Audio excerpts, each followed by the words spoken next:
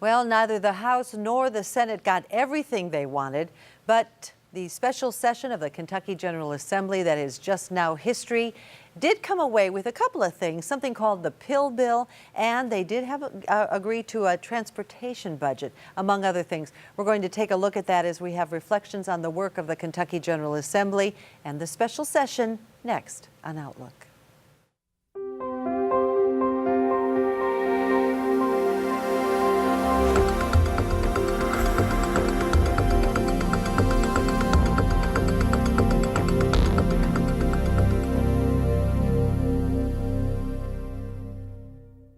Of the state of Kentucky. Well, the special session of the Kentucky General Assembly wrapped up in 5 days. It cost taxpayers quite a bit of money, but it did get some things accomplished. We're going to talk about that as we welcome to the program Representative Jody Richards, who represents District 20 in Bowling Green and Warren County. In addition, we are joined by Representative Jim DeCesare, representing District 21. And so that's the Warren County area. So if you're watching this program, that's the county these guys represent. And some of the contiguous counties can be seen as well. But let's move on to the business of the special session. First of all, why a special session? Why did there have to be a special session? Because there was not an agreement between the Senate and the House. And, you know, my viewpoint is that President Williams was trying to preserve some projects in his area and maybe some other projects. And he was waiting for the governor to sign the road plan before we passed the operating budget. Now, those are two different bills. One sets out the plan, the other one pays for it. So I think that was the problem. And of course, then the Senate did not pass an agreed to version of the pill mill bill. And so they left that for us to deal with. So the governor immediately called a special session. And let me say, I think I speak for Representative DeCesare. I certainly speak for myself, and I think many legislators. We do not like special sessions. They're very disruptive. They're costly for the people. We have to pay for them too. In this case, I'm not accepting a salary. So I wish we could get all of our work done. And during the regular session. So are you the exception to the rule, not taking a salary? I don't know. I don't know, but there will be several who won't, but I'm not. But it's a costly effort, and you don't like it. You don't like it because it's disruptive, because you kind of set your agenda at the beginning of the year and say, special session's going to be this, Jim, and then suddenly you're thrown a curveball. Yeah, you're back in it. And, you know, we had plenty of time during the regular session to deal with all these issues. Unfortunately, leadership in both chambers, not just the House, but in the Senate as well. They like to wait until the very last minute to deal with some of the most important issues. Now, I think we were fortunate during the regular session to get the budget done in a timely manner, which was very impressive.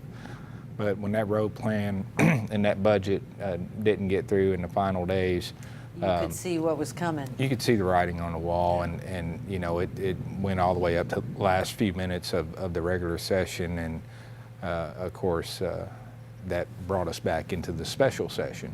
Let's, bear with me here as we talk about the regular session. My intern who was helping me prep, we do the research, we do the homework, and it was so precious. In one of her questions, she said, why can't they all just get along? Basically, and I said, this is politics. So was it a contentious regular session? Not particularly, I didn't think. Maybe you did. And he chuckles. Okay. I thought that a lot of it until the last, it was contentious during redistricting, but after that was over, I thought it was fair. Is redistricting always contentious? Could you ever have redistricting? In every state in the union and federal. It was my first redistricting, but that took the first full month of session, and it was contentious then. And the speaker's right. After we got through with that, everything seemed to be running smooth after the courts decided that the redistricting plan was unconstitutional. Everything was running kind of smooth, and actually even up until the last day before the veto day, I thought everything was running pretty smooth except for that road plan wasn't done, and I think the thinking among all the legislators was during that time off, they would hammer out the details, and it's my understanding that the conference committee never met, which I think is a huge issue and a huge problem. It is a huge issue. There was a conference committee appointed to deal with the road plan, and they never met. Actually, it was just the two legislators who deal with it, the one from the House and the one from the Senate, and leadership. Why did that happen, or how could that happen? Well, leadership didn't call them in. Right. And So it violates our rules. Okay. It doesn't violate a statute or the Constitution, but it violates House and Senate rules. So what, a slap on the hand, shame on you? Well, I don't know that it actually got that bad, but it should have been, because I'd never seen that occur before. Yeah. The way we do, a conference committee can only deal with subject matter that's in the bill. A free conference committee can rewrite the bill and move the capital to Bowling Green. It could be an omnibus bill. Right. And they never, but they never even had a free conference committee, and as Representative DeCesare said, they just sort of decided what the bill would be, and I thought our leadership and our chairman had a hard time defending that. I didn't think it was a good thing. Let me say one quick thing about the budget. It does balance, of course. We have to have a balanced budget. Most states do, thank goodness, or we'd be in the mess that Washington is. There were no new taxes, and the level of bonded indebtedness is the lowest it's been in a long time. And that's something that So you walk away proud. Yes, I'm certainly about proud that. of Go that. And one other note, we were able to cut our structural imbalance by nearly in half. What does that mean, structural imbalance? Well, it's beyond the regular balanced budget. It's what we have. It's structurally imbalanced. It was about $400 million, and we were able to cut that in about One-time half. funds, Yeah. non-recurring funds. Non-recurring funds. Funds that Sweep funds from different organizations, or use one-time money from whatever. And you feel good about the fact that that was... Yeah, and that was reduced by more than a half. And that's one of the things, too, that the bond rating agencies don't like. They don't like you use one-time monies. They like you to use recurring funds. One other quick point about that, we have a savings account now of at least $73 million, which is a good thing. It is a good thing. Any kind of savings is a good thing, and $73 million in savings is a better thing. We're going to talk more about the business of the Commonwealth of Kentucky when Outlook continues. We're going to find out about this pill bill and what it means for you and me and for all those allergy sufferers in the state of Kentucky. That's when Outlook continues right after this. Outlook continues. I'm Barbara Deeb, and we're recapping the special and the regular session of the Kentucky General Assembly 2012. Joining us, Representative Jody Richards and Representative Jim DeCesare. Before the break, we were talking about the pill bill, and there's a lot of misunderstanding. People aren't exactly sure how the pill bill and some of the other measures that had been talked about. Help us understand what was passed. The pill mill bill that I call it is that's dealing with prescription drugs. Then the other bill dealt with pseudoephedrine and trying Which is used in the production of of meth. methamphetamine. Yes, and so those are two different bills.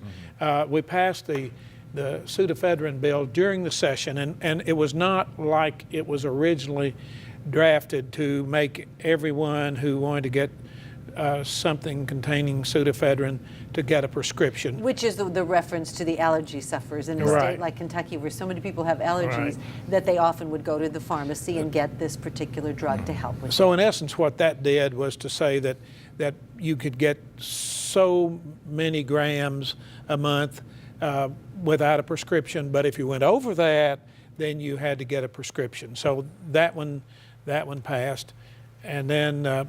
Do you want to describe the pill mill bill? The pill mill bill? You got to say it 5 times fast. The pill mill first. bill. obviously we have prescription drug problem in Kentucky, and what this legislation does is it requires, the new legislation will require physicians to keep track of the prescriptions they're prescribing to their patients through the Casper system, and it's an acronym, and I'm not exactly sure what it stands for. KASPER. Yeah, the Kentucky Casper All system. Schedule Prescription something.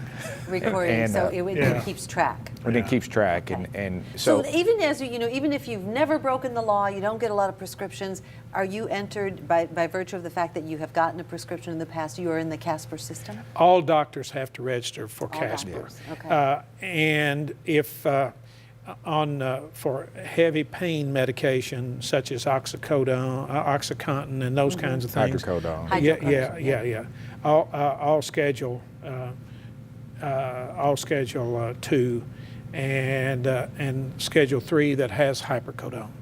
So They have to be they have registered. to, Okay. they have to register. So they're for in the those. system, they're registered in the system, and this is a means of tracking how many prescriptions are being written to Correct. a particular And patient? the theory is that you can track the patient who is receiving the prescription and the doctor who is prescribing. And Now, the big question becomes, Mm-hmm. who's doing the gatekeeping? Who's monitoring? Who's looking in on this and saying, Dr. So-and-so, a little too many? Yeah. You know, Well, at what it point did does not the go alarm in the sound? Attorney General's office. It stayed with the cabinet. And that was one of the things that the doctors did not want, was to, because it seemed to make all doctors prospective immediately under criminals. suspicion, yeah. Right. And then, so sure. that didn't work very well, and they were very unhappy about that. And they didn't want a provider tax. And even though it was just $50 now, if it didn't cover the cost of It might the have- Casper system, Could've gone we'd, up. there would be pressure to come back and raise it. that. So what happened was that this money will be taken out of the coal severance tax. Out of We- the coal severance tax, okay, okay. So we have now this bill, and Well, how is it going to make things better? Well, I think there's one other factor you got to throw in here, and that's the reason a lot of physicians are opposed to this is because some doctors, not all, but some are going to actually have to hire somebody to do nothing but input into the Casper system. So it's a cost to them, even if it doesn't cost them anything for the actual use of the system. It's going to cost them To comply. to comply, and healthcare costs what they are. That's something that'll be tacked on to the consumer on the back end, most assuredly. So But in your opinion, will it make a difference?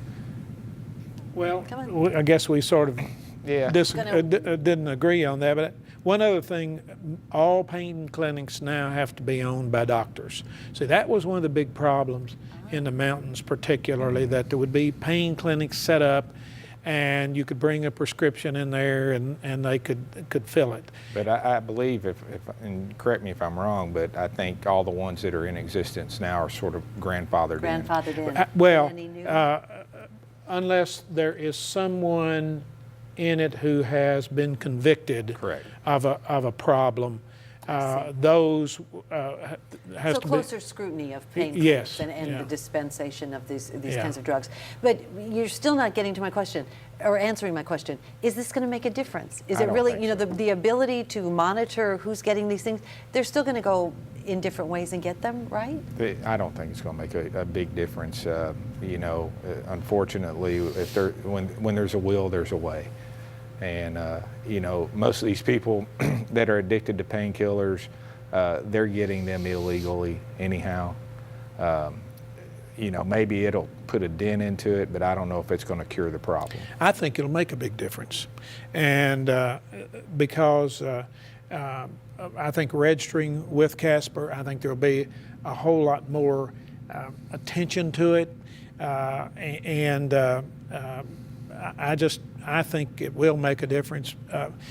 We're going to monitor this, and a lot of times bills are passed that you have to take 2 steps to it, or 3 steps. And for example, Yeah. the thing with seat belts. It was not a primary seat belt to begin with, then Right. became a primary seat belt law. And I think this one is one that will give us a good start, and then we can come back a year or two from now and see what the problems are. So basically, it's a way to get things going. Go ahead. And I think another issue with the legislation is that Casper is not real time.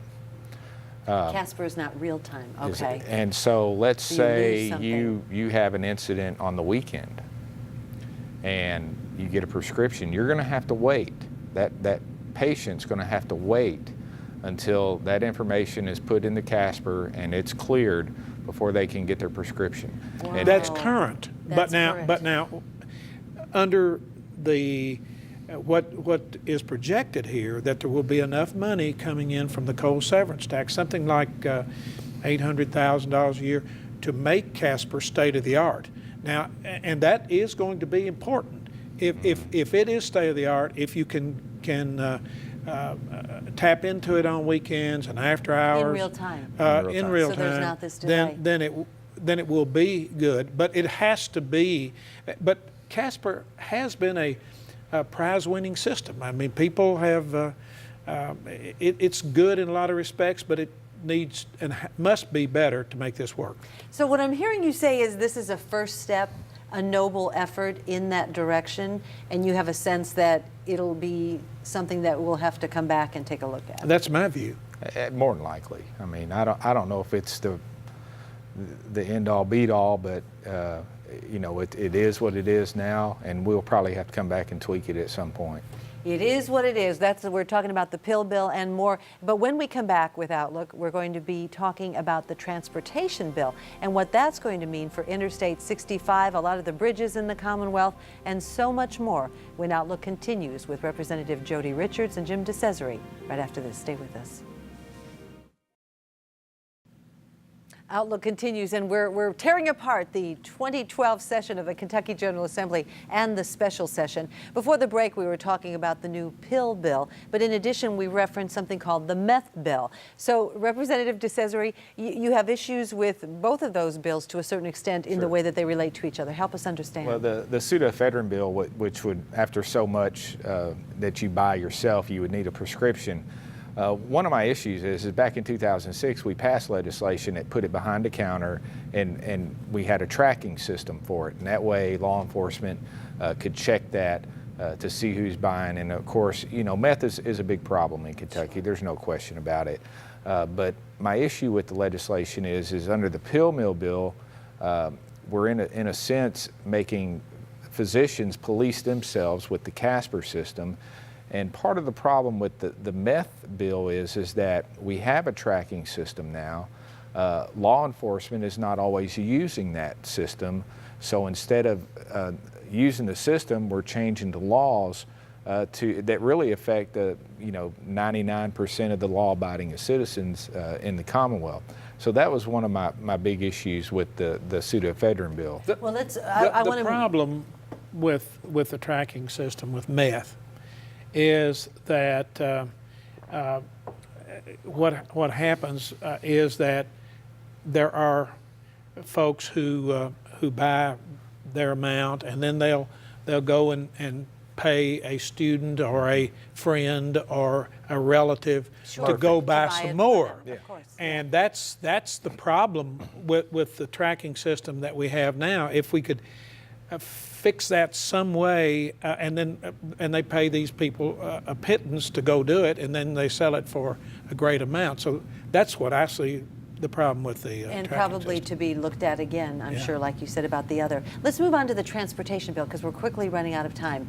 This was a contentious issue as it relates to the head of the Senate. David Williams had some issues with some of the dollars and the way in which they were being distributed, but it did pass in the end. We have a budget, a transportation budget. Included in that budget will benefit the people who are viewing this program right now, because it will be, well, benefit, it's going to be an inconvenience, And but it some will. of those are in Senator Williams' district. And some of those are in Senator Williams' Yeah. district. But it will be the widening of Interstate 65. Now, we've worked very, very hard on that to try to 6-lane it the rest of the way to Elizabethtown, and that has been a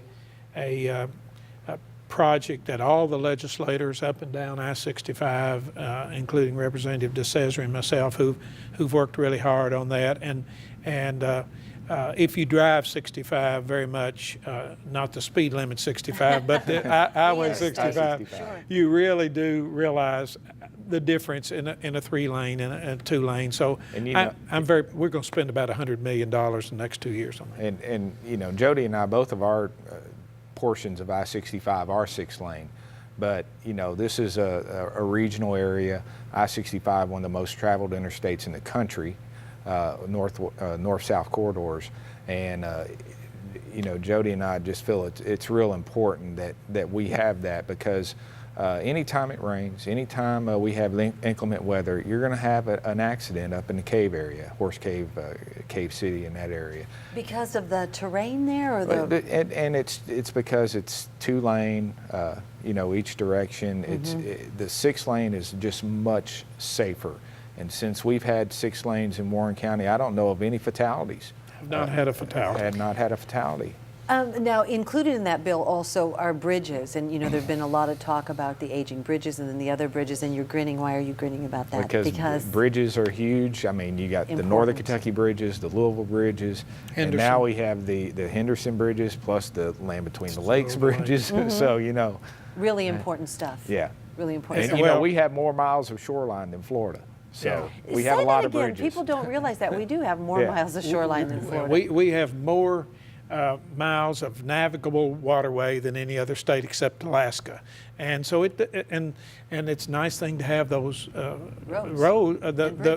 rivers, but and of course we own the Ohio River, but trying to bridge them is very expensive, and the whole issue of tolling those bridges is a big issue. All of us who don't live there think tolling is a good idea, and those who live there don't think. But the truth is, those bridges will not be built without tolling. Yeah. There you go. So you're satisfied with the way it shook out, the transportation? And let me say, Warren County came out very well in the road plan. We're very pleased with. In fact, there is about all that can be done in the next 2 years, and so we're very pleased. You can pat yourselves on the back for that one. Let's talk a little bit about education. Sure. At the Jane Beshear, the wife of Governor Steve Beshear, had lobbied very hard to get the dropout rate raised in hopes of keeping children in school. Okay?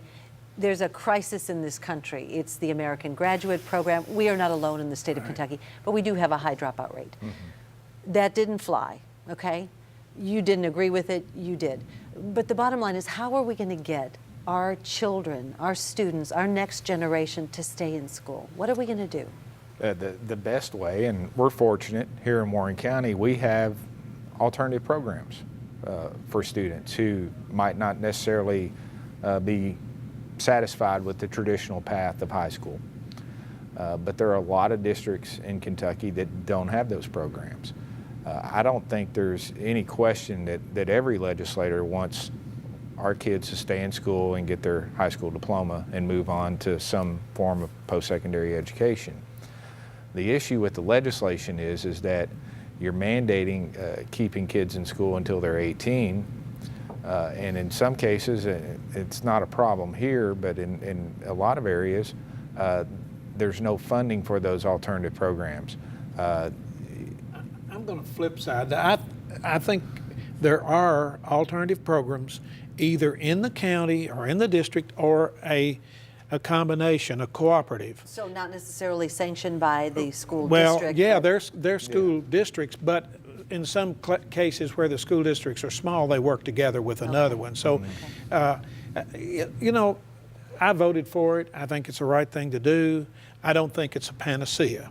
But what's the panacea? Well, the panacea is for parents to realize the importance of education for their youngsters and to work with the school districts. That's one thing.